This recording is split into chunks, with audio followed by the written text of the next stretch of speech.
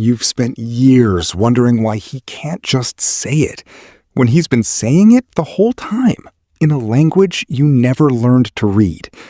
Think about the guy who shows up at your place at 6 a.m. because your car battery died, doesn't say a word about it, just fixes it, hands you the keys, and goes to work like nothing happened. You wanted "I love you." He gave you 3 hours of his morning and a set of jumper cables. Same message, different alphabet. Here's the stat that's going to mess with you a little. Researchers who study communication patterns found that men use roughly 7,000 words a day on average, compared to women's 20,000. That's not a small gap. That's the difference between a text message and a novel. So when a guy isn't talking much about feelings, it's not always because he doesn't have them. Sometimes his whole daily word budget got spent on work emails and small talk with the guy at the gas station. And there's nothing left over for the big stuff. It's like expecting someone to write you a love letter after they already used their last stamp. Now, before you start thinking this is some kind of excuse parade for emotionally unavailable men, it's not. This isn't about giving anyone a pass. It's about understanding what's actually happening underneath the surface. Because once you see the pattern, you can't unsee it, and it changes how you read almost every man in your life. Let's go back to where this starts, because it's not something men choose one day in their 20s. It starts way earlier, usually before they can even talk in full sentences. Boys, on average, get less verbal emotional coaching than girls do growing up. Parents talk to daughters about feelings more, ask them how they feel more, and use more emotion words around them. With sons, especially in more traditional households, physical play and action-based bonding take over. Think less, how does that make you feel? And more, let's go toss the ball. So by the time a boy grows into a man, he's had thousands more hours of practice showing connection through doing something, and comparatively fewer hours practicing the vocabulary of naming an emotion out loud. That's not a character flaw. That's a rep count. If you did 10,000 push-ups and 40 sit-ups your whole life, guess which one you'd be better at? Nobody would call you weak for having a stronger chest than abs. They'd just say you trained one more than the other. Emotional expression works the same way. Some people trained the verbal muscle. Some people trained the action muscle. Most men, statistically, train the second one harder. Now, here's where it gets interesting, because this isn't just a nurture thing. There's a nervous system piece too. When men experience strong emotion, especially vulnerable emotion like fear, sadness, or even deep love, a lot of them experience something researchers call emotional flooding faster than women do. Their heart rate spikes, their body goes into a low-grade fight or flight, and talking it out in the moment actually feels physically harder, almost like trying to have a calm conversation while jogging. So what does a flooded nervous system do instead? It looks for an outlet that isn't a conversation. It fixes the sink. It changes the oil in your car without being asked. It stays up an extra hour helping you rehearse for a job interview. That's not him avoiding you. That's his nervous system finding the only exit ramp that doesn't feel like a full system overload. And once you understand that, a lot of memories probably start rearranging themselves in your head right now. That time your dad never said, "I'm proud of you," but drove 4 hours to help you move into your first apartment. That time your boyfriend didn't text back for a whole day during a hard week, but showed up outside your work with your favorite coffee and didn't even mention it. That wasn't distance. That was translation. He was speaking, just not in the dialect you were taught to expect. Here's something that trips a lot of people up. We grow up on movies and songs where love sounds like a speech. The guy runs through the airport, the guy says the perfect line in the rain, the guy writes the letter that makes you cry. Culture trained us to associate love with dialogue, like it's a script that needs to be read out loud to count. But real life doesn't run on movie logic. Real life runs on Tuesday mornings and grocery runs and someone quietly topping off your gas tank because they noticed the light was on. If you're only listening for the movie version of love, you might walk right past the real one standing in your kitchen.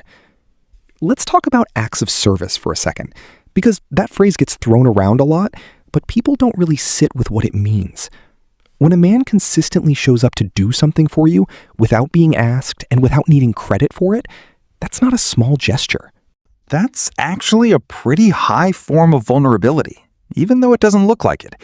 Because doing something for someone means he had to notice you needed it in the first place. Noticing takes attention. Attention takes care. He's not just fixing your leaky faucet. He's telling you, without saying it, that you're on his radar enough that your problems became his problems. That's intimacy. It's just dressed up in a tool belt instead of a sentence. Same goes for the quiet stuff. The guy who remembers you like your coffee a certain way and just makes it that way without a reminder.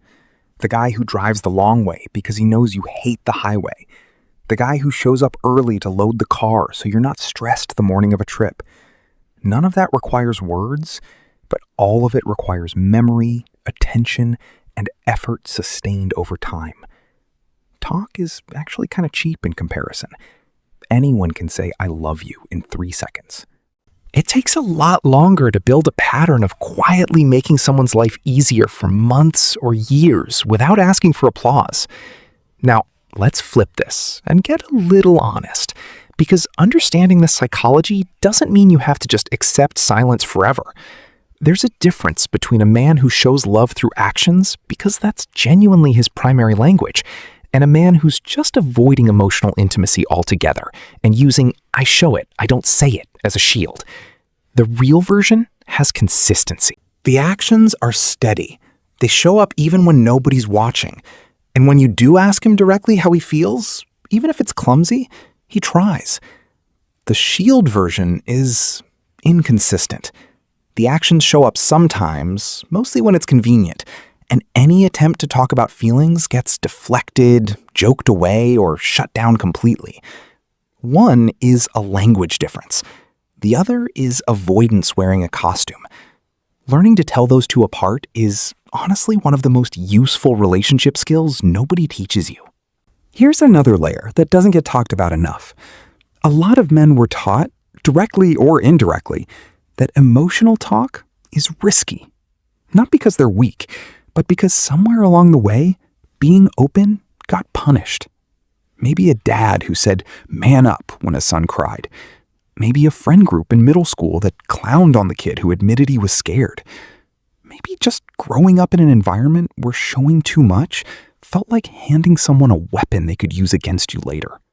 So the nervous system learns a lesson early. Doing is safe, saying is risky. And once that lesson gets learned young enough, it becomes automatic by adulthood. He's not deciding in the moment to withhold his feelings from you specifically. He's running on old programming that was written before he ever met you. This is where a lot of relationships quietly break, not from lack of love, but from a translation gap nobody addressed out loud. She feels unloved because the words aren't coming.